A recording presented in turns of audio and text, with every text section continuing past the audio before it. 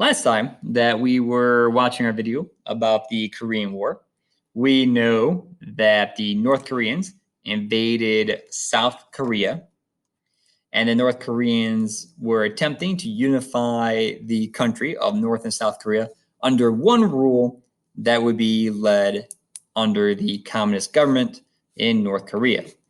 The South Koreans lost control of Seoul and were pushed back to the city of Busan in the bottom right-hand corner or southeast corner of South Korea.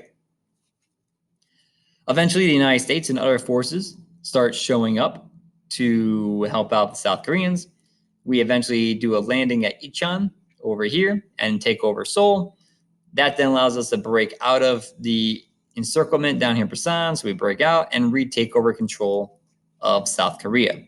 After we took over control of South Korea, there is a debate about whether or not we should invade the north part of Korea. So whether or not we should go past the 38th parallel and invade into North Korea.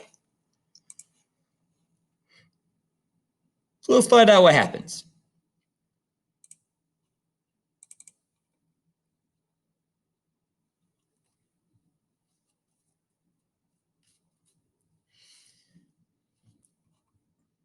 So this is kind of just the information we talked about before. So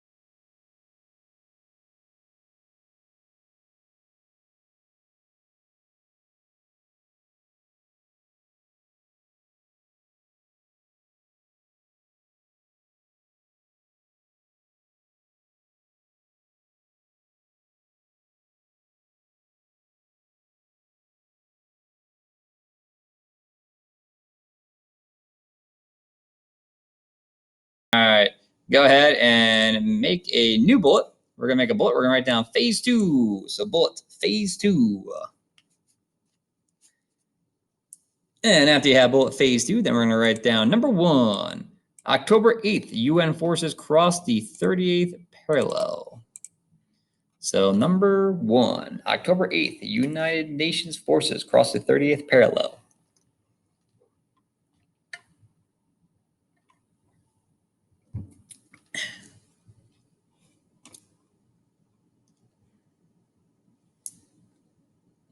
All right, let's find out what happens.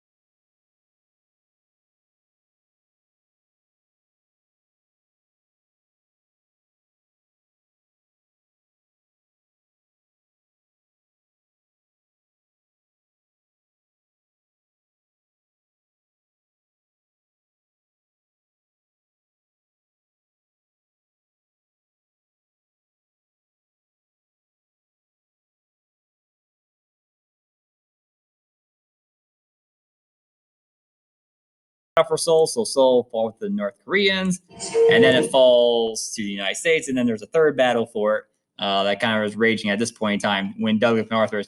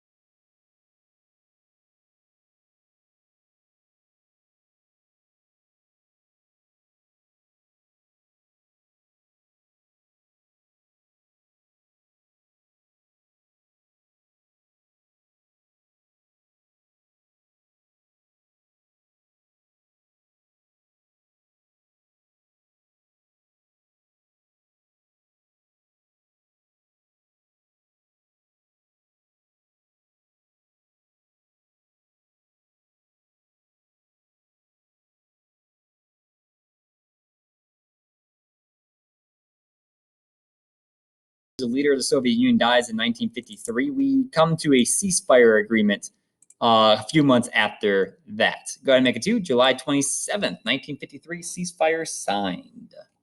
So number 2, July 27th, 1953, ceasefire signed.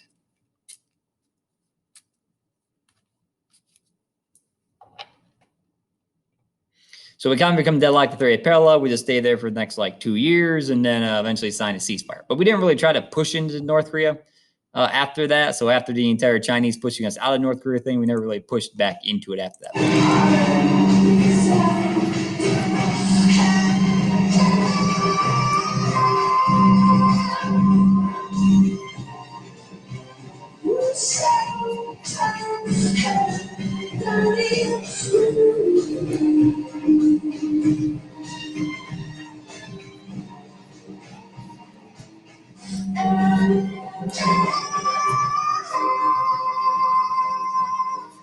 So South Korea ends up receiving a lot of money for reconstruction afterwards. So South Korea, the people that we were helping out, we give them a whole bunch of money to help them reconstruct. Go ahead and make it 3.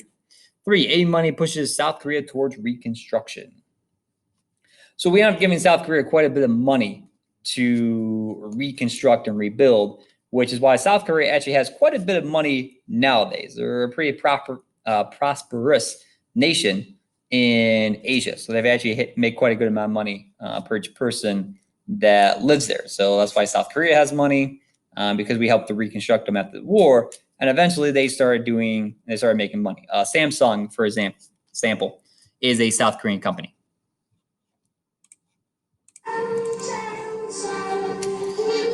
This right here is where the North and South Korea is divided at. Let me see if I can find a better picture of the line that divides the two areas. So let's see, South Korea and North Korea. And we need our dividing line. Let's see if I can find a better quality picture of it for you. That will work. All right. That's it. So this right here just kind of shows you the dividing line between the North and South Korea. So these are North Koreans over here. These are South Koreans over here. And you'll see this kind of raised up concrete block right there. And there's 2 buildings on both sides. That's the dividing line between North and South Korea. For the North Koreans, their standard setup, this isn't their standard setup, but their standard setup is 1 person, North Korean there, 1 North Korean person here, and then 1 North Korean person here. That's their standard setup. And then for South Korean, their standard setup is they have nobody directly on the line. Instead, they have 1 person behind the building slightly here and another person behind the building slightly over there on the right-hand side. Both these buildings we can have meetings in. So when we have meetings with North Koreans, they're in these buildings. How do we get in contact with North Koreans? Usually we either use a phone that's a crank phone. If you don't know what a crank phone is, it means you have to crank the phone like spinning a pencil sharpener, basically. You have to spin it and then you can call up the North Koreans. That's how we get in contact with them. Or we just use a megaphone and we just blast our message across. We've done that as well. But that kind of shows you what the dividing line looks like. So it's a little better quality picture than this one.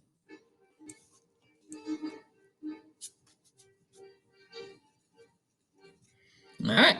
And that is it for our video. The song there was by Bjork called Bachelorette. So there you go.